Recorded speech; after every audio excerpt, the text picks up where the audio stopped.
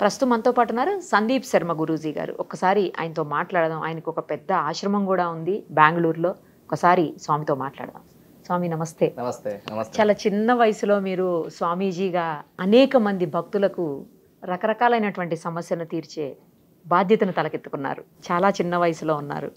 ఎందుకు అంటే ఇలాంటి మార్గంలోకి చాలా తక్కువ మంది వస్తారు నిజం చెప్పాలంటే. మీరు ఈ మార్గాన్ని ఎంచుకోవడానికి కారణం తెలుసుకోవచ్చా? మనది బ్రాహ్మణ స్మారత కుటుంబం. ఇందులో మా నాన్నగారు వాళ్ళ పరంపర అంతా కూడా ఈ యొక్క అనాది సంప్రదాయంలో వచ్చినటువంటిది, ఆధ్యాత్మ జీవనంలో సాగినటువంటిదే మాదంతా. నేను చిన్నగా ఉన్నప్పుడు ఒక ప్రహ్లాద సమేత లక్ష్మీ నరసింహస్వామి దేవస్థానం ఉంది, అంటే ఊర్లో. ఓకే. అక్కడ చిన్న వయసులో అప్పుడు స్కూల్ పిల్లవాళ్ళంతా వెళ్ళింటే, మేమంతా వెళ్ళింటే చీటీలు రాశారనమాట. అక్కడ ఒక్కొక్క పని చేయాలా అని. పాత గుడి తిరుమలాపురం అని చెప్పేసి మనకి పాండవుల కాలంలో కూడా పంచపాండవులు అక్కడ వచ్చి ఉన్నది, కృష్ణుడు ఉన్న జాగా అంతా ఉన్నది. ఆ విశేష దేవాలయం దగ్గర టీచర్స్ రాస్తారు కదా, దాంట్లో పూజ అని వచ్చినది. అప్పుడు అనుకున్నాను, నిక్కర వేసుకున్నా ఇట్లా, స్కూల్ కదా, 5th క్లాస్ 6th క్లాస్ పూజ చేయాలి. పిల్లలంతా ఈ స్కూల్లో పూజకి వెళ్తానమని చెప్తే అందరూ టెంకాయ అది ఇచ్చి పంపించారు. ఎవరు దేవస్థానానికి వెళ్ళేక లేదు కదా. అప్పుడు పాత కాలం దేవస్థానం చాలా పాడుపడిపోయింది. ఇప్పుడు బాగా అభివృద్ధి అయింది. అక్కడ ఒక్కొక్క పని చేయాలి. నేను బ్రాహ్మణుడు కాబట్టి పూజ చేయాలి కదా, అదే వచ్చింది చీటీలో పూజ. నాకే అదే వచ్చింది అన్ని దాంట్లోనూ. సరే అదేం ఇట్లా వచ్చింది. లోపలికి వెళ్ళా నేను. మా తాతలు కట్టించిన దేవాలయం అది. మేము 6000 నియోగి స్మారతులని మా తాతగారు కట్టించారు. అప్పటికి శాసనాలన్నీ ఉన్నాయి అందుకోసం. లోపలికి వెళ్ళి పూజ చేస్తుంటే అప్పుడు అనుకున్నాను, నాకు దాని మీద శ్రద్ధ చాలా. పూజలు అంటే చిన్న వయసులో చదువుతున్నప్పుడు ఎవరైనా పూజ చేస్తుంటే కూర్చోవడం, నేను ఎప్పుడు చేయడం ఇలాగా ఆసక్తి. దాని మీద హోమాలు, యజ్ఞాలు, పూజ అంటే ఆసక్తి. సో ఇంకా నాకు బాల్యంలో 14 సంవత్సరాల్లో మా గురుగారు దొరికారు. మా ఊర్లో శంకర మఠం ఉండేది. అక్కడ ఎవరు పూజ లేదు, డబ్బులు లేదు దాంట్లో ఇచ్చేదానికి. నువ్వు చేయి సందీప్ అక్కడికి వెళ్ళి అని చెప్పి మా నాన్నగారు చెప్తే ఇంకా రోజు వెళ్ళడం, పూజ చేసుకొని రావడం. ఇప్పుడు మా గురుగారు వేద పాఠం షురూ చేశారు. అప్పటి నుంచి ఋగ్వేదం చదువుకున్నా. మూలం పూజలు, అర్చనలు, హోమాలు అయిన తర్వాత పెళ్లిళ్ళు, షోడశ కర్మలు ఇవన్నీ కూడా నేర్చుకున్నాను. సో అలాగా ఈ పౌరోహిత వృత్తి అనేది చాలా స్థిరంగా నిలిచిపోయింది. అందులో మా పూర్వీకులంతా కూడా కొన్ని శాసనాలు రాసి గురుముఖంగా కొన్ని సిద్ధాంతాలు చెప్పేవారు. ఆకర్షణ అంటే ఎవ్రీథింగ్ అనేది ఒక మంత్రంలోనే నిగూఢమై నిక్షిప్తమై ఉంటుంది. దాన్ని సాధన చేసేదానికి యంత్ర, మంత్ర, తంత్ర, ఔషధాలు అని చెప్పేసి ఆ నిగూఢాలు చెప్పించారు. సో అందువల్ల మనకి వచ్చేటువంటి భక్తులు కానీ, వచ్చేటువంటి ఆశ్రయం తీసుకొని వచ్చే వాళ్ళకి మనము ఏదైతే సూటబుల్ అవుతుందో వాళ్ళకి అనేది నిర్ధారణ చేసి దాని ప్రకారంగా మనము వాళ్ళకి శ్రేయస్సు కలిగించేటువంటి దానికి మనం ప్రయత్నం చేస్తాం. దానివల్ల ఇంతమంది జనాలు కావచ్చు, మన ఆశ్రమం కావచ్చు, మన గోశాల కావచ్చు నడుస్తుంది భగవంతుని ప్రేరేపణతో. గోశాల కూడా ఉందండి? గోశాల ఉన్నదమ్మా. ఎన్ని ఉన్నాయి గోవులు? 54 గోవులు ఉన్నాయి. 3 ఏళ్ల క్రితం నేను షురూ చేశా. 2019లో ప్రారంభం చేసి ట్రస్ట్ చేసి. ముఖ్యంగా బ్రాహ్మణుడు సిద్ధి పొందాలంటే గోవే మూలం. అందుకనేసే ఎవరైనా చతుస్సాగర పర్యంతం గో బ్రాహ్మణేభ్యః శుభం భవతు అని బ్రాహ్మణుడు అన్నటువంటిది చెప్పేటువంటిది. విశ్వమంతా ఆగావో అగ్మన్నిత భద్రమక్రన్న సీదంతు గోష్ఠే రణయంత్వస్మే. రణాన్ని కూడా విజయం చేసేది ఎప్పుడు గోవును సాధించేటువంటి వ్యక్తికి మాత్రమే ఆ గుణాలు, లక్షణాలు కలుగుతాయి అనేటువంటిది. గావో విశ్వస్య మాతరః. గోవు విశ్వానికే తల్లి అని వేదంలో చెప్పినటువంటిది. అందువల్లే మనం పుట్టాం, దాని నుంచి వచ్చేటువంటి అమృతాల వల్ల. కాబట్టి గోవు అనేది విశేషం. చాలా విశేషంగా ఉంటుంది. మా ఆశ్రమం ఘాటీ క్షేత్రంలో ఉంటుంది. ఘాటీ క్షేత్రము మనకి బెంగళూరు నుంచి 30 కిలోమీటర్లు, దొడ్డబళ్ళాపురం అని ఘాటీ క్షేత్రం అని ఉంటుంది. అక్కడ సుబ్రహ్మణ్య స్వామి, నరసింహస్వామి చాలా విరాజమానంగా శాలిగ్రామ ఉద్భవం. అక్కడ ఇతిహాసం కుక్కేలాగే ఇది ఘాటీ సుబ్రహ్మణ్య. ఇక్కడ నాగ ప్రతిష్టలు, ఆశ్లేష బలి, సర్పశాంతులు ఇలాంటివి రెగ్యులర్ గా జరుగుతూ ఉంటాయి. అక్కడికి వచ్చిన ప్రతి ఒక్కరికి ఇక్కడ సంతానం కలుగుతుంది అనేటువంటి విశేషత. అంత అద్భుతమైన క్షేత్రం. ఒకటే క్షేత్రమే మన ఇండియాలోనే నరసింహస్వామి, అదే సుబ్రహ్మణ్య స్వామి ఉద్భవం ఉన్నటువంటిది ఘాటీ క్షేత్రం. అంటే స్వయంభూ. అక్కడే సాయి ఆశ్రమం అని మనం చేస్తున్నాము. అక్కడ వేద పాఠము అయిన తర్వాత పిల్లలకి సంస్కారం నేర్పించేటువంటిది. మళ్ళీ గో పరిపాలన గురించి 64 విద్యలు, కళలు, 64 షోడశ కళల్ని, చతుషష్ఠి కళలు ఏమైతే ఉన్నాయో అన్ని ప్రక్రియ జరిపేదానికి మనకి ఘాటీ క్షేత్రం అనేది చాలా అనుకూలమైనటువంటి క్షేత్రము. స్వామీజీ, మీరు ఇందాక ఒక మాట అన్నారు, ఆశ్లేష బలి జరుగుతుంది. అసలు ఆశ్లేష బలి అనేది ఎవరికి చేస్తారు, ఎందుకు చేస్తారు? ఆశ్లేష బలి అంటే సర్పాన్ని వధించింటే, తెలియక సర్పాన్ని వధించాడు, తెలిసి వధించడము, అది పని చేస్తుంది. ఎలాగా? సంతానం కాకుండా పోవడము, పుట్టేటువంటి పిల్లలు దౌర్బల్యంగా పుట్టడము, వివాహం కాకపోవడము, అదైన తర్వాత సర్పాల కలలో వచ్చి బాధించడము, కాటు వేయడం, ఇలాంటివి జరిగినప్పుడు ఆశ్లేష బలి అనేటివి జరుగుతుంది. ఆశ్లేష బలి 9 నాగకుల మండలం వేసుకొని దానికి సదీపంగా బలి ఇచ్చేటువంటి. ఇప్పుడు పిండ ప్రదానం చేస్తారు కదా, అదే విధంగానే ఈ సర్పనాగులకి పిండ ప్రదానం చేసేటువంటిది ఆశ్లేష బలి. దీనికి 2 రోజుల ప్రక్రియ ఉంటుంది. విశేషమైన ప్రక్రియ, ప్రతిష్టలాగా వేదోక్తంగా శాస్త్రోక్తంగా ప్రమాణంగా ఉంటుంది. అదే ఆశ్లేష బలి అంటారు. కంపల్సరీ మనిషి రావాల్సిందే. మనిషి కూర్చోవాలి కదా, దీక్ష. ఎవరికైతే ప్రాబ్లం ఉందో వాళ్ళు రావాల్సిందే. సాక్షిగా ఉండాలి. మేము వాళ్ళ ద్వారా ఋత్వికరణం అని మీ జవాబారి, మీ కష్టాలకి మేము దాన్ని ఋత్వికరణం జవాబాదారిగా తీసుకొని ఈ మంత్రోక్తంగా ఈ శాస్త్రోక్తంగా మేము నిర్వహించి ఇస్తాము అని చెప్పి వాళ్ళకి చెప్పి మేము తీసుకొని చేయడం ఉంటుంది దీక్షలాగా. అది ఏ రాశుల వారికి ఉంటుంది? కేవలం ఆశ్లేష నక్షత్రం వాళ్ళకి ఆ పలానా రాశి వారికి అట్లా నక్షత్రాల రాశుల ప్రకారం ఉంటుంది, అట్లా ఏముండదా? అట్లా ఏముండదు. ఇన్ పర్టికులర్ గా నక్షత్రం అనే ఏముండదు. వాళ్ళ లక్షణాలు, గుణ లక్షణాలు బట్టి ఆ వాతావరణం తెలుస్తుంది. ఎందుకు వీళ్ళకి ఇలా అవుతుంది అనేది మనకి చూడగానే తెలుస్తుంది. దాని ప్రకారంగానే మీరు ఆశ్లేష బలే చేయించాలి. నేను చెప్పాను కదా, స్వప్నాల్లో పాములు వచ్చి కాటు వేయడము, ఇది దానికి సంబంధించినదే, సర్పానికి సంబంధించినదే. చాలా విశేషంగా ఉంటాయి అవి కొంతమందికి. అలాంటి వాళ్ళు ఈ ప్రతిష్ఠ చేయాలి.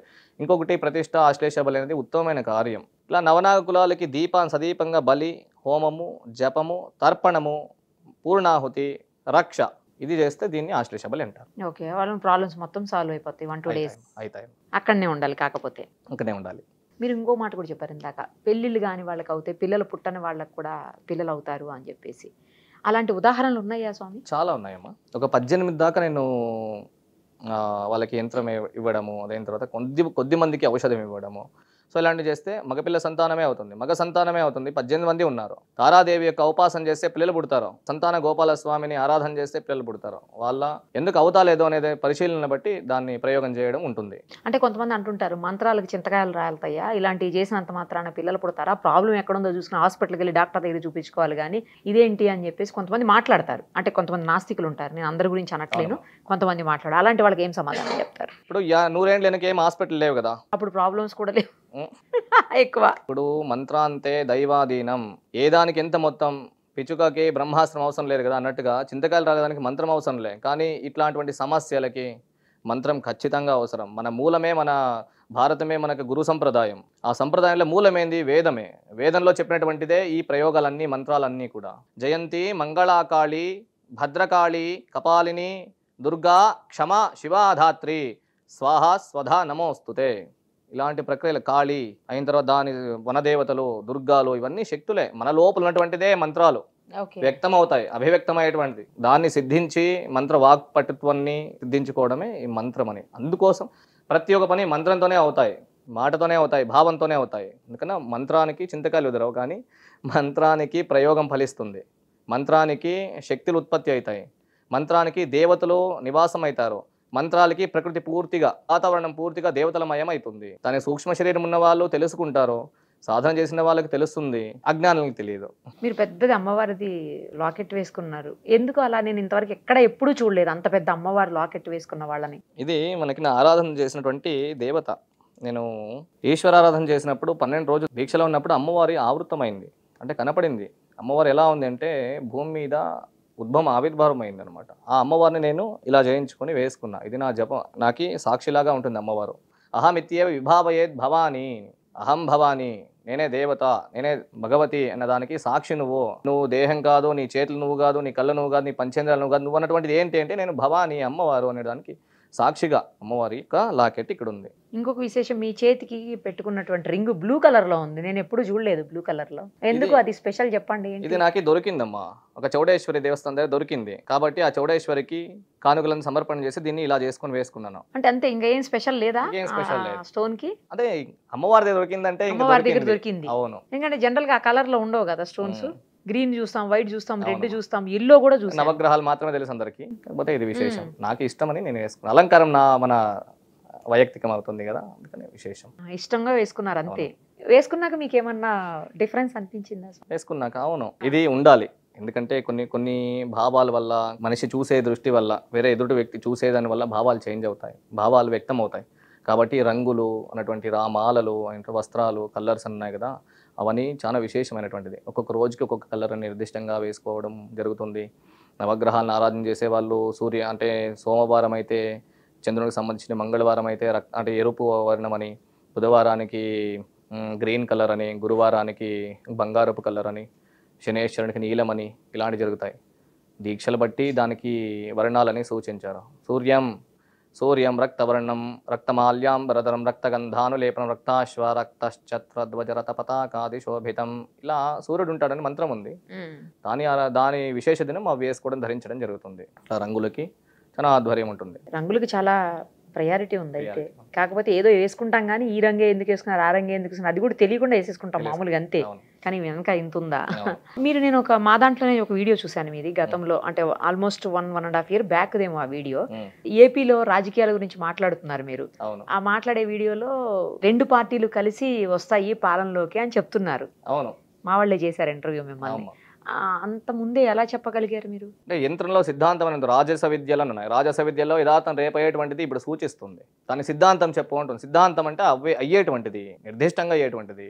మళ్ళీ నేను దాన్ని చూసా ఎలాగుంది, పరిక్రమం ఎలాగుంటుంది, దాన్ని కల్పన చేసి యంత్రం వేస్తే, అంటే మండలం వేస్తే అది ఇలా చెప్పింది కాబట్టి దాన్ని చెప్పడం జరిగిందమ్మా.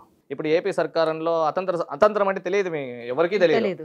ఆ సమయంలో అది ప్రశ్నే లేదు అక్కడ, ఎందుకంటే అలా ఉంది ఆ వాతావరణం అప్పుడు. సో చూస్తే అతంత్రం అయ్యేటువంటి సన్నివేశాలు, సందర్భాలు ఉన్నాయి యథార్థం కాబట్టి దాన్నే చెప్పేశాను. సిద్ధాంతం అని చెప్పాను. అతంత్ర సర్కారం 2 పక్షాల వాళ్ళు కలిసి, ఇతర పక్షాల వారు కలిసి ఒక ఆడళిత పక్షాన్ని అతిక్రమణం చేసి, అంటే వాళ్ళని సోలించి ఈ కూటమి వస్తుంది. సర్కారం అనేది చేరి కలిసేటువంటిది కూటమి. అతంత్ర అంటే వీళ్ళు అసలు అందాజే చేసిండ్రు, ఎవరైతే ఆడళిత పక్షం ఉండే వాళ్ళు ఇలాగ అవుతుందనే ఒక అందాజ చేసిండ్రో అలాంటి సందర్భం ఏర్పడుతుందని చెప్పాను. అదే కూటమి ఇప్పుడు వచ్చింది. ఇప్పుడు విశేషంగా మన ఆంధ్రప్రదేశ్లో ఉన్నతంగా అభివృద్ధి జరిగేటువంటి సందర్భాలు ఉన్నాయి. ఆంధ్రప్రదేశ్ మంచి విరాజమానం అవుతుందమ్మా, విరాజమానం అవుతుంది, సుభిక్షంగా ఉంటుంది. వర్షాలు ఇవి ప్రతి ఒక్కటి సకాలానికి శ్రేయస్సు కలుగుతుంది. గోవులు ఇంకా అభివృద్ధి జరుగుతాయి, గోమాతలు అభివృద్ధి జరుగుతాయి, ధర్మం అనేది స్థాపించబడుతుంది. చాలా విశేషంగా ఉన్నదమ్మా. ఎక్కడైనా ఏదైనా బాగుండాలనే కదా అందరం కోరుకోవాలి. ఏ స్టేట్ అయినా, మనదైనా కాకపోయినా. సర్వే జనా సుఖినో భవంతు, సర్వత్రా బాగుండాలి అందరూ. అదే మీరు ఎందుకు తెలుగు మంచిగా మాట్లాడుతున్నారు? ఆశ్రమం ఏమో బెంగళూరులో ఎందుకు ఉండింది? మేము బార్డర్లో చదువుకున్నాం. బాగేపల్లి అని మాది. బాగేపల్లి దగ్గర పాళ్యకెరే అని మా ఊరు. అక్కడ అది బార్డర్ వస్తుంది. 5 కిలోమీటర్లు అయిన తర్వాత మాకు తెలుగు. అందరూ మా ఊర్లో తెలుగే మాట్లాడతారు. మాతృభాష తెలుగే, కాబట్టి చదువుకున్నది వ్యాకరణము, చదువుకున్నది కన్నడ భాష. సో మీకు తెలుగు కన్నడ రెండు వచ్చు. రాస్తారా తెలుగులో? రాస్తా. ఇప్పుడు అక్కడ ఆశ్రమంలో ఏమేమి పూజలు చేస్తుంటారు స్వామి, ఎట్లా చేస్తుంటారు? ఆశ్రమం గురించి పూర్తిగా చెప్పండి ఒకసారి. పొద్దున్న మాకి వేదపారాయణ శురు అవుతుంది. 6 గంటల నుంచి 7 గంటల వరకు వేదపారాయణ. అందరూ బ్రాహ్మణులు కూర్చొని సంధ్యావందనలు చేసుకున్న తర్వాత వేదపారాయణం జరుగుతుంది. వేదపారాయణం అయిన తర్వాత అక్కడ విశేషంగా మనకి ప్రత్యేక పూజలు, ఆశ్లేష బలి, నాగ ప్రతిష్ఠ, చిరకాలమైన ప్రతిష్ఠ. మనిషి ఉన్నప్పటికీ లేనప్పటికీ అది చిరంగా నిలిచిపోయేటువంటి ప్రతిష్ఠ, నాగ ప్రతిష్ఠ అక్కడ సుబ్రహ్మణ్యంలో చాలా విశేషం. అదైన తర్వాత మరి ఎవరు చేస్తారు, ఎక్కడి నుంచి తీసుకొస్తారు? అన్ని మావే సిద్ధం ఉంటాయమ్మా. అంటే మనకి వాసుకి ఉన్నారు కదా, వాసుకిలు చెక్కేటువంటి వాళ్ళు అక్కడే ఉంటారు. తీసుకోవడం, దాని సంస్కారం చేసేందుకు నా శిష్యులు ఉన్నారు, శిష్య పరంపర ఉన్నది. వాళ్ళు ప్రయోగం చేస్తారు. 2 రోజులు ప్రయోగం ఇది. కళాకర్షణ, జీవాకర్షణ నింపేటువంటిది. అధివాస హోమాలు, అధివాసాన్ని ఆ విగ్రహాలు అధివాసాల్లో పెట్టడము. అదైన తర్వాత నెక్స్ట్ రోజుకి దాన్ని ప్రతిష్ఠ చేసి, నాగుల ప్రతిష్ఠ కింద వాళ్ళ సమస్యకు తక్కువగా యంత్రం రాసి ఆ యంత్రాన్ని దాని కింద పెట్టి ప్రతిష్ఠ చేసి, దానికి మళ్ళీ అభిషేకాలు, పూజలు, చక్షోన్మిలనం అని పెద్ద ప్రాసెస్ ఉంటుంది, ప్రక్రియ. దానంతా మా శిష్య పరంపర ఉన్నారు, వాళ్ళంతా చేస్తారు. విశేషం ఉన్నప్పుడు నేను కూడా ఉండి అక్కడ కార్యక్రమాలు చేస్తాను. ఇంకా అండి మళ్ళీ సర్పశాంతి అంటే సర్పాలకి శాంతి చేయడం, సర్పశాంతిని. సర్ప దోషాలు ఉంటాయి ఇక్కడ, నవగ్రహ దోష నివారణ పూజలు, సర్పదోష నివారణ పూజలు. మళ్ళీ చండీ యాగము, యాగాలు విశేషం మా దాంట్లో. ఎందుకంటే మేము యాగాలే చేస్తుంటాం నిరంతరంగా. శివంతు వాళ్ళకి ఒక మార్గం చూపించేది ఒకటైతే మాకు యజ్ఞమే. యజ్ఞస్య ఘోషదశ ప్రత్యుష్టకం రక్షణ ఇచ్చేటువంటిది, శ్రేయస్సు కలిగేటువంటిది ఇదే యజ్ఞమే, హోమమే. దానివల్ల తారాదేవత హోమాలు చేస్తాం, బగళాముఖి హోమాలు, అదైన తర్వాత చండికా హోమాలు, రాజమాతంగేశ్వరి హోమాలు, ధూమావతి హోమాలు, ఇవి చాలా విశేషంగా చేసేటువంటిది. ఇప్పుడు మీరు చెప్పిన యాగాల్లో ఒక్కొక్క యాగం గురించి చెప్పండి, ఏది ఎందుకు చేస్తారో చెప్పండి. చండ, ముండ, నిశుంభులైన రాక్షసులు అంటే క్రూరమైనటువంటి ద్వేషం ఉన్నప్పుడు వ్యక్తి మీద, క్రూరమైనటువంటి అభిచారికాలు ఉన్నప్పుడు, అటాక్లు అంటారు కదా, ఆ విధంగా జరిగినప్పుడు చండీ హోమం చేస్తారు. చండీ సర్వత్రా అధికారాన్ని, సర్వత్రా సామర్థ్యాన్ని ఇచ్చేటువంటి మహావిద్య కాబట్టి చండీ 13 అధ్యాయాలు ఉంటాయి. 13 అధ్యాయాల్లో విశేషంగా ఒకటి కవచం, అర్గళ కవచము, కవచమలి ఉంటుంది. అర్గళ కవచంలో రూపం దేహి, జయం దేహి, యశోదేహి, ద్విషోజహి, ఇన్ని మహామంత్రాలన్నీ ఉంటాయి నిశ్చితంగా. సో దాని ప్రకారంగా అధ్యాయాలు చేసుకోవడము, అధ్యాయాలని పారాయణం చేయడం, జపం చేయడము, తర్పణం చేయడము, మహా హోమకుండంలో హోమం చేయడము, ఇది ప్రక్రియ. మళ్ళీ యంత్రం. ఇప్పుడు కాలంలో యంత్రాలు లేవు, ఇక్కడ ఎవరు రాయలేరు. మనం యంత్రం రాసి ఇస్తాం పూర్తిగా. యంత్రం అనేది దిగ్బంధనం అనమాట, అదే ఎప్పటికీ శాశ్వతంగా ఉండిపోయేటువంటిది. రుణ యంత్రం మీద ఒకసారి విరాజమానంగా మనము ఆ చండికా పరమేశ్వరి యొక్క యంత్రాన్ని ధారణ చేసి హోమంలో ఈ ప్రక్రియలో పెట్టి ఇంట్లో తీసుకొని పోతేనే వాళ్ళకి నెక్స్ట్గా 10 రోజుల్లోనే వాళ్ళ అమ్మవారి యొక్క సాక్షాత్కారమే జరిగిపోతుంది. అంత విశేషమైనటువంటిది. కూర్చుంటేనే తరంగాలు వస్తాయి ఆ మంత్రాలకి. అది కావచ్చు ధూమావతి. ధూమావతి అనేది చాలా అద్భుతము. అమ్మవారు. అడిగినటువంటిది సాక్షాత్తుగా ఇచ్చేటువంటిది. దానికి కొన్ని ప్రక్రియలు ఉంటాయి. ధూమావతిది దాన ధర్మాలు చేయాలి, పేదవాళ్ళకి ధాన్యాలు ఇలాంటివన్నీ ఇచ్చేటువంటి ప్రక్రియ చేసి ఈ హోమం చేస్తే అద్భుతమైన ఫలితాంశాలు ఉంటాయి. అద్భుతంగా వాళ్ళకి వెలుతురులేకి వస్తారు బాగా. శత్రు సంహారం కోసమై చండీ యాగం, అంటే వాళ్ళ బుద్ధిని తీసేసేటువంటిది చండీ. మళ్ళీ విశేషంగా బగళాము పరవిద్య భక్షిణి, వాళ్ళ మీద ఎన్నో ఫోర్సెస్ యాక్ట్ అయితే వాళ్ళకి తెలుస్తుంది నాకెవరో ఏమో చేశారో, నిద్ర రావట్లేదు, పట్టుకున్నట్టు అవుతుంది, ఇంకోటి హార్ట్ అటాక్ అయి చనిపోతారు, ఉన్నట్టున్నట్టే వరుసగా ఒక్కొక్కరు ఇలాగ అయిపోవడము, బాగున్నట్టు ఫ్యామిలీ దరిద్రానికి వచ్చేయడము, దీనికంతా అభిచారమే, వామాచారమే, క్రూరుల యొక్క ప్రేరేపణే, వాళ్ళు చూసేటువంటిదే, నా ముందరే పెరిగాడే అన్నటువంటిది. ఉంటారు కదా, చాలా మంది ఉన్నారు అలాంటిది. సో ఈ వామాచారం అనేది తెలియదు ఎవరికి, కాకపోతే ప్రభావంగా ఊరికి పని చేస్తుంది, ఊరికే ఉండే వాళ్ళు ఉన్నారు, సంప్రదాయం ఇంకా వచ్చేసింది అది. కాబట్టి దాన్ని అంతా హరించేటువంటిదే ధూమావతి, బగళాముఖి, రాజస విద్యలు, దశమహావిద్యలు. ఆ ప్రక్రియలన్నీ మన యాగశాలలో విజృంభంగా జరుగుతాయి, చాలా విశేషంగా ఉంటాయి. ఇప్పుడు ఈ కార్యక్రమాల్లో పాల్గొనాలంటే డైరెక్ట్ మీ ఆశ్రమానికి రావచ్చు అండి ఎవరైనా రావచ్చమ్మా. అందరికీ సర్వత్రా ఆహ్వానం. అక్కడ మనకి ఘాటి క్షేత్రం నుంచి, దేవస్థానం నుంచి ఒక 400 మీటర్స్ లోనే మన ఆశ్రమం ఉంటుంది, దేవాలయం పక్కనే మన ఆశ్రమం ఉంటుంది. ఎవరైనా రావచ్చు ఉండడానికి, వాళ్ళకి ఏది కావాలంటే ఆ కార్యక్రమం నిర్వహించుకోవచ్చు. వచ్చి మీరు ఇందాక ప్రతిష్ఠించవచ్చు అక్కడికి వచ్చి అని చెప్పారు. వాళ్ళు ప్రతిష్ఠించడం అనేది కొంతమందే చేయగలుగుతారు, అందరూ చేయలేరు అని అంటారు కదా స్వామి, నిజమా అది? సిద్ధాంతులు ఎవరైతే ఉంటారో వాళ్ళ సూచన మేరకు చేయాల్సి ఉంటుంది. స్త్రీలు ఎప్పుడు నవగ్రహాలను ముట్టుకోరాదు, దానికి పసుపు బూడెం కానీ ఇవి కానీ చేయకూడదు, ఏమి చేయకూడదు. పాలు పొయ్యాలి, స్వామి దర్శనం చేసుకొని రావాలంటే, ఎవరు పోయాలి అంతే, ముట్టుకోకూడదమ్మా, చాలా అపరాధం అవుతుంది. సర్పాలను ముట్టరాదు, ముట్టద్దు, నాగురాళ్ళని కానీ ముట్టుకోకూడదు, లేడీస్ ముట్టుకోకూడదు. ప్రతిష్టకి నిర్దిష్టంగా సూచనలను ఉంటాయి. నాగప్రతిష్ఠ వాళ్ళకి కల్పన కలగాలి. ఇప్పుడు అనుకున్న తర్వాత ఒక క్షేత్రం యొక్క ప్రభావంతో పిల్లలు అవ్వడము ఉన్నాయి. సో దానికి తాత్పర్యంగా ప్రతిష్ఠ చేయాలి. ఊరికే ఒకటి ఉంది కదా పెద్దవాళ్ళు చేసినది, ఎవరంటే వాళ్ళు చేయకూడదని ఏం లేదు, అందరూ చేయొచ్చు. సంకల్పం ఉండాలి, ఎందుకంటే అది సూర్యచంద్రులు వరకు ఉన్నంత వరకు అవి జీవంతంగా ఉంటాయి కదా ప్రతిష్ఠ అన్నటువంటిది. కాబట్టి అందరూ చేసినా ఏం తప్పేం లేదు, చాలా విశేషం. ఎందుకంటే దాంట్లో రాగిమాను మళ్ళీ వేపమానం పెంచేది ఉంది కదా. అహం వృక్షస్యరేరివా కీర్తిం పుష్టిం గిరేరివా, ఇప్పుడు వృక్షాల్ని పెంచినప్పుడే కీర్తి పుష్టి ఇవన్నీ వస్తాయి అనేటువంటి ప్రక్రియ ఉంది, అక్కడ ఒక సిద్ధాంతం ఉంది. కాబట్టి నాగప్రతిష్ఠల్ని 3 వాసుకిల్ని ప్రతిష్ఠ అందరూ చేయొచ్చు.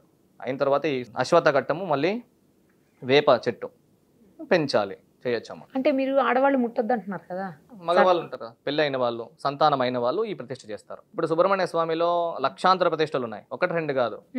వాసుకిల్ని ప్రతిష్ఠ చేసినది ఎక్కడ చూసినా మనకి అవే కనపడతాయి అక్కడ. అంటే అక్కడికి వెళ్ళి వచ్చి సంతానం కావాలి అని అనుకున్నప్పుడు, సంతానం కలిగినప్పుడు అక్కడ ప్రతిష్ఠ చేస్తారు, దానికి సాక్షిగా. ఊరికి అన్నీ చేసుకుంటూ పోవడం, దానికి నిర్దిష్టంగా ఉంటే నిర్దిష్టమైనటువంటి సూచన, నిర్దిష్టమైనటువంటి సిద్ధాంతం. ఆగమశాస్త్రం ఉన్నది. ఆగమశాస్త్రంలో విశేషంగా మూల విరాట్, అంటే గర్భంలో ఒక శిశువు 9 నెలలు ఎలాగుంటుంది అంత విశేషమైనటువంటిది మనకి దేవాలయం అనే విగ్రహం అనేటువంటిది. దాన్ని కట్టేటువంటి ప్రక్రియ అయిన తర్వాత దానికి ఏమేమి ఆయామాలు చేస్తే ఆ శక్తి విరాజమానంగా ఉంటుంది, తేజవంతంగా ఉంటుంది అనేది ఆగమ శాస్త్రాల్లో చెప్పి ఉన్నారు. శైవాగము, పాంచరాత్రాగము అని చెప్పి 3 ఆగమాలు ఉన్నాయి. ఎన్నో ఆగమాలు ఉన్నాయి, అందులో విశేషం ఇదే శైవాగం. శైవాగం అంటే ఈశ్వరుని ఆరాధన చేసేటువంటి ప్రక్రియ. శంభవే నమః, నమస్తే అస్తు భగవన్ విశ్వేశ్వరాయ మహాదేవాయ త్ర్యంబకాయ త్రిపురాంతకాయ త్రికాగ్నికాలాయ కాలాగ్ని రుద్రాయ నీలకంఠాయ మృత్యుంజయాయ సర్వేశ్వరాయ సదాశివాయ శంకరాయ శ్రీమన్మహాదేవాయ నమః. ప్రతి ఒక్క దానికి సర్వేశ్వరుడే కారణం పుట్టుక మనిషికి. ఈశ్వర ఆరాధన, ఈశ్వరు యొక్క శక్తి, భైరవీ శక్తులు అన్నీ కూడా నిర్మాణంగా ఒక నిక్షిప్తంగా పెట్టేటువంటిదే మనకి శైవ ఆగమము అనేటువంటి. అందులో ఈశ్వరారాధనే ముఖ్యం. మన ఆశ్రమంలో కూడా ప్రతి త్రయోదశికి రుద్రాభిషేకం జరుగుతుంది సాయంత్రం. మంత్రాలతో విశేషంగా ఉన్నటువంటి విశేషమైన ఇదే అద్భుతాలు అనేవి జరుగుతాయమ్మా. మీరు వామాచారం గురించి ఎక్కువగా ప్రచారం చేస్తూ ఉంటారు కదా, అవును, చెప్పండి ఒకసారి. వామాచారంలో ఆకర్షణ, విద్వేషణ, స్తంభన, మోహన, మారణ అనేటువంటి 6 వర్గాలు ఉన్నాయి. 6 వర్గాల్లో ఆకర్షణ అనేటువంటిది బలాన్ని పెంచేందుకోసమై, అంటే భార్యాభర్తల్లో ఇబ్బందులు ఉంటాయి, చిన్న ఇబ్బందులకి ఇప్పుడు డైవర్స్ ఇంకోటి మరొకటి అని చెప్పి పిల్లలు అన్యాయం అవుతూ ఉంటారా, వాళ్ళకి సంబంధించి నేను ఈ ప్రయోగాన్ని చేస్తా. యంత్రం వేసి మనం చేస్తే ప్రయోగము ఒక్కొక్క జీవాలు కలయిక జరుగుతుంది. స్త్రీ జీవం, పురుషుని జీవం కలయిక జరిగి వాళ్ళు బాగుంటారమ్మా, జీవితాంతరము వాళ్ళు బాగుంటారు. పిల్లలకి ఏమీ ఇబ్బంది కాదు, అన్యాయం కాదు. స్తంభన అంటే కట్టు నిలపడం అన్నమాట, ఆపేయడం. అలాగా ఆపేయడం అంటే ఇప్పుడు చూడండి, మన ఇంట్లో మనకి అభివృద్ధి అనేది ఉంది, వేరే వాళ్ళ ఇది రాకుండా ఇంటిని కట్టివేయడం అనమాట. దాన్ని స్తంభన అంటే ఇంటికి ప్రొటెక్షన్, కవచం. దానికి కొన్ని క్రియలు ఉన్నాయి. మంత్రకుండం తయారు చేయడము, అందులోపల వేసేటువంటి నిగూఢమైనటువంటి యంత్రాలు, ఔషధాలు, పాషాణాలు ఇత్యాదులు చేసి భైరవుల్ని స్థాపన చేసేటువంటిదే కట్టడి. ఇందులో మనకి రాజస్తంభన ఉన్నది. రాజుని ఎవరు ఇది చేయకుండా దాని రాజుని కట్టివేసి వాళ్ళకి రాజుకి కవచం ఉండడం అనమాట, కట్టివేయడం ఆయన్ని ఎవరు ముట్టరాదు. సో ఈ విధంగా చెప్పేటువంటి స్తంభన దేవుళ్ళకి ఉంటాయి, దేవకట్టు అని ఉంటుంది. ఆ ప్రాంతం పోతానంటే మీకు ఏదో రకమైనటువంటి ఒక భావన, భక్తి భావన కలుగుతుంది. అట్లా కట్టివేయడాన్ని ఈ స్తంభన అంటారు. అది ఎవరి పట్లైనా చేయొచ్చా? అట్లా అధికారం చేయకూడదు. ఉండాలి కదమ్మా. అలా చేయకూడదు. ఎలాగంటే మనం ఇటువంటి ధర్మానికే మనం పాటుపడాలి. అది యథార్థం. ఎంత విద్య ఉన్నప్పటికీ ఎందుకోసం అది? పరోపకారార్థం ఇదం శరీరం. పరోపకారం కోసమే మన శరీరం కానీ, మన మనస్సు కానీ, మన బుద్ధుల అహంకారాలు ఇంకొకటి ఉపకారం కోసమే. దానివల్ల ఈ మంత్ర సిద్ధులు అనేటువంటిది ఎవరికంటే వాళ్ళకి చేయలే, సిద్ధి కాదు, ముఖ్యంగా ఎవరు చేయలేరు, చనిపోతారు ఎవరైనా సాధన చేసేకి వెళితే. దీన్ని ఇందులో నీళ్ళలో తేలి చేసేటువంటి ప్రక్రియలు ఉన్నాయి. స్తంభన అంటే నీళ్ళలో ఎవరైనా తేలగలరు, ఎంతసేపు ఉండగలరమ్మా అంటే. ఇలా చేస్తే స్తంభన జరుగుతుంది. రాజుగానే ఉండిపోవాలి. ధర్మం ఉందా? అప్పుడు నేనే వెళ్ళి చేస్తాను, డబ్బులు ఏమవసరం నాకు. ఎగ్జాంపుల్ చెప్పడం, ధర్మం అయి ఉంది అంటే ఈ స్తంభన, కట్టివేయడాన్ని స్తంభన అంటారు. ఒక దేవాలయానికి ఒక స్తంభన ఉండాలి, అందుకనేసే మనకి బలిపీఠాలు పెట్టి ఉంటారు. దాని ప్రభావంతో ఇదంతా కూడా స్తంభన ప్రక్రియ అని అంటారు. ఉచ్చాటన అంటే గ్రహ సంబంధాలు, మానసికంగా ఇప్పుడున్న కాలంలో లవ్ మ్యాటర్స్, వేరే వాళ్ళ జట్లో వెళ్ళిపోతుంటారు. చాలా మంది అట్లా అయితానే చాలా బాధ ఇస్తుంది. వేరే వాళ్ళు తీసుకొని వెళ్ళిపోవడము, ఇలాంటివన్నీ కూడా ఇట్లా ఔషధాలు ఇంకోటి మరొకటి ఉంటాయమ్మా. దాంట్లో వచ్చేది ఈ ప్రక్రియ. అదే మందు పెట్టారని అలాంటివి ఉంటాయా స్వామి? నిజంగా ఎందుకు లేవు, అవి జరుగుతూ ఉంటాయి కదా. అమ్మాయి చూడండి, మరి ఏం చెప్పినా నేను పోవాలా, అక్కడికే వెళ్ళాలి, సర్వస్వం నాది, ఇంకా అది వెళ్ళిపోతారు కదా. దాంట్లో ఔషధాలు వాళ్ళ తండ్రిదండ్రులు నేర్పించింటారు, వాళ్ళు పూర్వీకులు నేర్పిస్తారు. ముసలి వాళ్ళు చిన్నగా ఔషధం వాళ్ళకి వేస్తే పని చేస్తున్నది, ఇంకా వాళ్ళే. ఇంకా అందులో రాజా వశీకరణాలు ఉన్నాయి, ఇంకొకటి మరణాంతక వశ్యాలు ఉన్నాయి. మరణాంతకంగా వశ్యం, చనిపోయే వరకు ఆ అమ్మాయి అబ్బాయితోనే ఉంటుంది. సో ఇలాంటివి ఎన్నో ప్రక్రియలు ఉన్నాయి, జరుగుతూనే ఉంటాయి కదమ్మా. మనకు మీడియా వెలుతురుకు వస్తే మాత్రమే అది జరిగింది అన్నటువంటిది నమ్మేటువంటి సిచ్యువేషన్లు అయిపోయినాయి. ఇంటీరియర్గా చూస్తే లక్షల్లో కేసెస్ ఉన్నాయి, తెలియదు, బయటికి రాదు, ఎవరు చెప్పరు. దాన్ని చేసిన తర్వాత ఇంకా అది మర్మమే. నిన్నే మర్మ విద్యలు అనేది, అందుకనేసి తంత్ర వామాచారాన్ని మర్మ విద్యలు అని అంటారు. విద్వేషణాలు, మళ్ళీ విద్వేషణాలని ఇంకొక ప్రక్రియ. విద్వేషణం అంటే చెడుపు పూర్తిగా ఒక అస్త్రాన్ని సిద్ధించుకోవాలా అంటే అలాంటి ప్రక్రియలు విద్వేషణం అని. అలాంటివన్నీ చేస్తుంటారా? అవునమ్మా, ఎవరు చూపించి చేయరు కదా, చేసేటువంటి వాళ్ళు. చెప్తేనే తెలుస్తుంది మీకు నేను ఇప్పుడు. కానీ వాటి వల్ల ఏంటి ఉపయోగం అనేది? అయినా కూడా ఏముంటుంది, మూలంగా ధర్మమే కదా. మూలంగా ధర్మము, గోవు, బ్రాహ్మణుడు, తల్లిదండ్రులు, దీనికోసమే నేర్చుకోవడము, చేయడము, చెప్పించడానికని నేర్చుకోవాలి కదా. వామాచారంలో ఇంకేముంటాయి? విద్వేషణ, శ్మశాన, మారణాంతక. శ్మశాన విద్యలు అంటే మీకు అప్పుడే విద్వేషణ, శ్మశానం అంటే రెండు ఒకటనే. అంటే యక్షిణి సాధనలో ఉంటాయి. ఇది శివాలయంలో, అదైన తర్వాత కొండ ప్రాంతాల్లో పాడుబడిన కోటల మధ్య ఉంటే అక్కడ చేసేటువంటి సాధనలు ఇవి. ఈశ్వరుడు ఆవాసం ఉంటుంది అక్కడ. ఉపయోగం ఏమి? మళ్ళీ అదే. మరి అలాంటి ప్లేసెస్ లో విష సర్పాలు, నాగులు, లేకపోతే రకరకాల క్రిమి కీటకాలు అలాంటివన్నీ ఉంటాయి కదా, మరి వాటి వల్ల ప్రమాదం వస్తుంది? ఏం రాదమ్మా, ప్రమాదం రాదు. ఎందుకంటే కవచం ఏర్పాటు చేసుకుంటాం మేము. మంత్రసిద్ధి కోసమై కవచం అని ఉంటుంది. ఆ కవచాన్ని ఏర్పాటు చేసుకుని మొదటిగానే స్థలాన్ని శుద్ధి చేసుకుని ఆ కవచం వేసుకుని అక్కడ అష్టదిక్కులకి ఏమైతే భైరవుల్ని స్థాపించుకుంటామో, సాక్షిగా ఒక దీపాన్ని పెడతాం, ప్రజ్వలనాగ్నిం వందే అని. అప్పుడు ఏ శక్తులు అక్కడికి రావు, మనకి కేంద్రీకృతమయ్యే శక్తులు మాత్రంగానే వస్తాయి అక్కడికి. దానికి ప్రక్రియ ఉన్నది. అందుకే ప్రక్రియ, అన్ని దానికి ప్రక్రియ ఇంపార్టెంట్. కూర్చొని అక్కడ చేస్తే అయిపోదు కదా, దానికి ఒక సిస్టమాటిక్ అనేది ఉంటుంది. వంట చేయడానికి ఒక సిస్టమాటిక్ ఎలాగైతే ఉందో ఇది కూడా అలాగమ్మా. అవి అందరూ చేయలేరు. మళ్ళీ గురువు లేనిదే నా గురువు అధికం, గురువు లేనిదే గుడ్డి మార్గం అయిపోతుంది. అది మారణాంతకాలు ఉంటాయి. మారణాంతకాలు అంటే చాలా భయానకం. అవి హార్ట్ అటాక్ అయి చనిపోతారు ఉన్నట్టే. టీవీలో కూడా ఉన్నాయి, చూపించారు కదా దాన్ని, బొమ్మలను చేసి చేయడము, కుచ్చడము, ఇలాంటివన్నీ. జీవాన్ని ఆకర్షణ చేసే శక్తి తెలిసిన వంటి గురువు ఏదైనా చేయగలడు. అందులో ఈ బొమ్మలు ఇవన్నీ వస్తాయి. మరణం, చనిపోతాడు మనిషి, రక్తం చనిపోవడం అని కానీ, లేదంటే హార్ట్ అటాక్, హృదయాఘాతం వచ్చి చనిపోవడం. ఎట్లా చనిపోయా? పాపం ఏందో బాగలేదంట ఆయనకి, పాపము హార్ట్ అటాక్ అయి చనిపోయాడు. చిన్న పిల్లలే చనిపోతాం, 34 ఏళ్ళు 40 ఏళ్ళు చనిపోతారు. కొలెస్ట్రాల్ ఉంది, అది ఇది అంటారు. ఏమి ఉన్నవాళ్ళు బాగానే ఉండే వాళ్ళకే వస్తున్నాయి కదా. ఒకటి విద్వేషణలు చాలా విశేషంగా ఉంటాయి. వాళ్ళ తల్లిదండ్రులు వాళ్ళ పరంగా ఇంకా వస్తుంది వామాచారం అనేది. ఒకసారి చేసింటే వాళ్ళ పిల్లలకి అది వస్తూ ఉంటుందమ్మా. మరి ఒకసారి రక్షణ కవచం లాంటి ఏర్పాటు చేసుకుంటే చుట్టూరు మొత్తం సేఫ్ అయిపోయి హ్యాపీగా ఉంటారు కదా. అవును, అందుకనే బగళా యంత్రం ఉంది, తారాదేవత యంత్రం ఉంది, కాళీ యంత్రం ఉంది, సుబ్రహ్మణ్య యంత్రం ఉంది. యంత్రాలన్నీ ఇవన్నీ ఒకటేసారి చేయించుకోవచ్చా అండి, లేకపోతే సపరేట్ గానే? అందరికీ ఒకటే మనం చేయలేము, రాయాలి. ఇప్పుడు వచ్చిన వాళ్ళది గుణాలు, లక్షణాలు, మూలం ఏమైంది, అదే రిజల్ట్ రావాలి కదా. నేను చెప్తాను ప్రతి ఒక్కటి, నేను చెప్పిన యథార్థమే అవుతుంది, యథార్థంగా చెప్తా, లేకపోతే చేయను నేను. సిద్ధాంతం వాళ్ళకి సంబంధించిన యంత్రం రాసుకోవడము, నేనే రాయడము. ఓం హ్రీం హ్రీం హ్రీం హుం హూం క్రీం క్రీం క్రీం దక్షిణ కాళికే క్రీం క్రీం క్రీం హూం హూం హూం హ్రీం హ్రీం స్వాహ మంత్రం బీజాక్షరాన్ని సంపుటి చేస్తా ఆవరణం చేస్తాం యంత్రం అనేది. ఒక్కొక్క దానికి ఒక సపరేట్గానే రావాలమ్మా. ఫస్ట్ సపరేట్గా ప్రాబ్లం చెప్పాలి, జెన్యున్గా ఉంటే రమ్మని చెప్తాము, అక్కడ కూర్చోబెట్టి వాళ్ళని చూసి పరికరం మూలంగా ఏం ప్రాబ్లం ఉంది ఇది అన్నటువంటి చూసి దాని సూచనలు చేయడం జరుగుతుంది. ఏదైనా కూడా ఫిజికల్ గా మీ దగ్గరికి రావాల్సింది, మనిషి వస్తేనే అవును ఏ ప్రాబ్లం అయినా సాల్వ్ చేయడానికి అవకాశం ఉంటుంది. అవును. మీరు ఇందాక చెప్పారు ఒక ఆయనకి హెల్త్ ఇష్యూ ఏదో సాల్వ్ చేశాము అని చెప్పేసి, ఏంటండి అది? ఆయన మస్తాన్ అని చెప్పేసి చాలా విశేషమైన వ్యక్తి, మంచి వ్యక్తి. ఆయనకి మన దేవతల పట్ల సంస్కారమైన కామాక్షి అమ్మవారి గురించి చెప్పారు మా గురువు గారు విజయేంద్ర భారతి స్వాములు. కామాక్షి గురించి వర్ణన చేస్తున్నాడు ఆయన, చెప్తా ఉంటే నాకు అంత ప్రేమ స్వామి అమ్మవారు అంటే చెప్తా వచ్చిన నాకు ఈ భావం కలిగింది. ఆయన ప్రాబ్లం ఏంటి అంటే వాళ్ళ నాన్న కాలు స్వాధీనం లేకుండా చనిపోతారు. ఎందుకు? స్వాధీనం పడిపోతుంది. ప్రయోగం ఇది, విద్వేషం అని అప్పుడే అన్నా కదా, ఆ విద్వేషంలో భాగంగా ఇది మనిషిని క్రూరించి ఇది చేయాలంటే ఇట్లాంటి ప్రయోగాలు ఉంటాయి.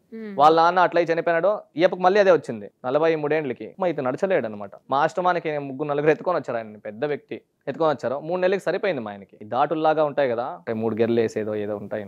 సో అలా చేస్తే ఇది అవుతుంది, స్వాధీనం పడిపోతుంది నాడి, ఆ కాలు నాడి పడిపోతుంది. అప్పుడు స్వాధీనం వస్తా వస్తా వస్తా వస్తా బలహీనమయ్యాయి, బెడ్ రెస్ట్ అవుతాడు.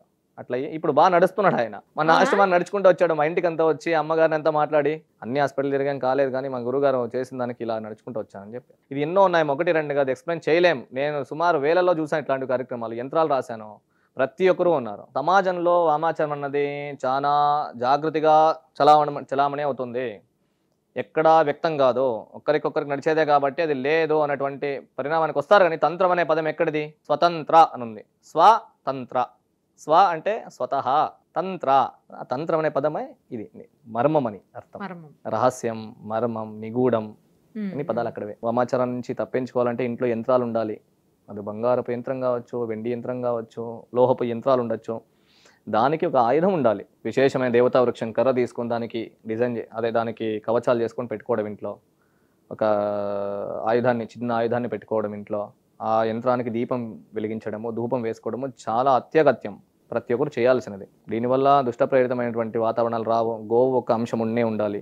మనకి పుణ్యాహం ఉంది, ప్రతి ఒక్క పూజ యజ్ఞం ఏం చేసినప్పటికీ పుణ్యాహం ఉండాలి. గోవు ఒక మూత్రం, గోమూత్రంతో అభిమంత్రిత కలశాన్ని ప్రోక్షణ చేసేటువంటి ప్రక్రియ ఉన్నది. దాని నుంచి కూడా ఎన్నో తెలియనటువంటి శక్తులు ప్రభావం మనుషుల మీద ఉండవు. అందువల్ల ధూపం వేసుకోవడము, యంత్రం చిరకాలం ఉండిపోయేటువంటిది. పిల్లలకి, పౌత్రులకి, వాళ్ళ కుటుంబాన్ని రక్షణ చేసేటువంటి యంత్రం ప్రతి ఒక్క ఇంట్లోనూ ఉండాలి. కులదేవత యంత్రమైనా ఉండాలి అట్లీస్ట్ ఇంట్లో ప్రతి ఒక్కరి ఇంట్లోనూ. విశేషంగా అయితే అమ్మవారి ఆరాధన చేసేది చాలా అద్భుతం మన ఇంట్లో. ఓం నమ శివాయ, శంభవే నమః, ఓం నమ శివాయ, సదాశివాయ నమః. ఒక అక్షరాన్ని సాధిస్తూ రావాలి, సాధన చేస్తూ రావాలి. దాని పట్ల ఒక శక్తి నిక్షిప్తం చేయాల్సి ఉంటుంది. నిక్షిప్తం అవుతుంది, ఎక్కడ ఉంటుంది చూపించేయడానికి కాదు, నిక్షిప్తం అవుతుంది. అలాంటివి ఈశ్వరుణ్ణి ఆరాధన చేయడము విశేషము. దీనివల్ల వామాచారం యొక్క కృత్యాలు, అపస్మారకాలు అయిన తర్వాత భయానకాలు ఉండదమ్మా. ఏది ఉండదు. చాలా ఎక్కువ ఉన్నప్పుడు అప్పుడు మా లాంటి వాళ్ళని సంపర్కించాల్సి ఉంటుంది. అవునమ్మా. మనస్థైర్యాన్ని పెంచేటువంటి, ఆత్మబలాన్ని పెంచేటువంటిది యంత్రం. ఎట్లా అంటే సిమ్ ఉంటుందో, సిమ్ లో గెర్లు ఉంటే దాంట్లోనే మన డేటా అంతా నిక్షిప్తం అవుతుంది కదా. యంత్రం అంటే సేమ్ అదే ప్రక్రియ. బిందు ఉంటుంది, బిందువులో మంత్రం ఉంటుంది, త్రికోణం ఉంటుంది, ఆ త్రికోణానికి మంత్రం ఉంటుంది, అయిన తర్వాత షట్కోణం, వృత్తం ఉంటుంది, వృత్తం పైన షట్కోణం ఉంటుంది. సో ఇలాగా ఆవరణలో. చిక్మంగళూరులో ముస్లిం అది దత్తపీఠం అని, దత్తస్వామి పాదుకలు, దత్తాత్రేయ స్వామి ఆరాధన చేస్తా నేను. సాక్షాత్తుగా స్వామి ఉన్నటువంటి కండ్లారా నేను చూసా స్వామి యొక్క ఉనికి. 2 పాదాలు ఉంటాయి, అనాది కాలం నుంచి ముస్లిం ఆక్రమితం అది. మనకి ఇక్కడ రామ్లల్లా ఇదంతా ఉంది కదా. సో అలాగే ఒక 2 ఏళ్ళ వెనుక దత్తపీఠంలో నాకు గవర్నమెంట్ నుంచి ప్రోటోకాల్ సమేతంగా దేవునికి సేవ చేసే ఒక భాగ్యం దొరికింది. అక్కడ స్వామి పాదుకలు ఉంటాయి. ముస్లింసే పూజ చేసేవాళ్ళు. సుమారు 150 ఏళ్ళ నుంచి ముస్లిం పూజ చేసేవారు. ఇన్స్టెంట్ గా గవర్నమెంట్ నుంచి మన సాధన అంతా చూసి, గోవులు ఇదంతా గోశాల ప్రక్రియ అంతా చూసి వాళ్ళు మనకి అక్కడ అపాయింట్మెంట్ చేస్తారు. గవర్నమెంట్ డ్యూటీ అది. 3 దినాలు ఉంటుంది నాకు సంవత్సరంలో. చాలా విజృంభంగా ఉంటుంది. లక్షాంతరం మంది వస్తారు. ఇక్కడ ఆధిపత్యం మనదే ఉంటుంది. ఉత్సవం అంతా జరుగుతుంది. పూజలు, ఆరాధన జరుగుతుంది. అందులో దత్తాత్రేయ స్వామి కలియుగానికి మనకి కలియుగ పురుషుడైనటువంటి పద్మావతి సమేత లక్ష్మీ వెంకటేశ్వర స్వామి ఎంత విశేషమో అట్లా దత్తాత్రేయ స్వామి అంత విశేషం. ఈ 3 రాజసము, సాత్వికము, వామము, ఈ 3 దాంట్లకి సంబంధించిన శక్తి అనేది దత్తాత్రేయ స్వామి ముఖ్యంగా. ఇది విశేషతమా. అందరూ ఘాటి క్షేత్రానికి రావాలి, ప్రతి ఒక్కరు, సర్వే జన అక్కడ ఆహ్వానం, సర్వజనులకు మంచి క్షేత్రం. అక్కడికి వస్తే వాతావరణం చాలా అద్భుతంగా ఉంటుంది, బాగుంటుంది. ఆశ్రమంలో విశేషమైన పూజలు, కైంకర్యాలు పౌర్ణమికి, త్రయోదశికి, అదైన తర్వాత చతుర్థికి అక్కడ ఇలా విశేషంగా ఉంటాయి. శ్రావణ మాసంలో మేము మాతంగేశ్వరి యాగం పెట్టుకున్నాం.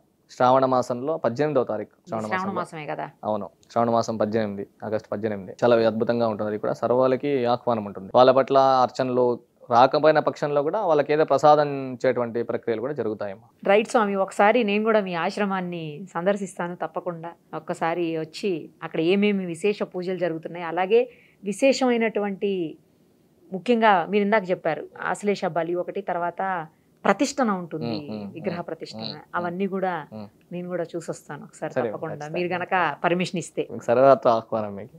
Thank you. విశేషంగా ఉంది మా ఇంటర్వ్యూ, చాలా మంచిది. సర్వే జనా సుఖినో భవంతు, సమస్త సన్మంగళాని భవంతు, సత్యాయిత ఆశిషస్సంతు. Thank you Swamy.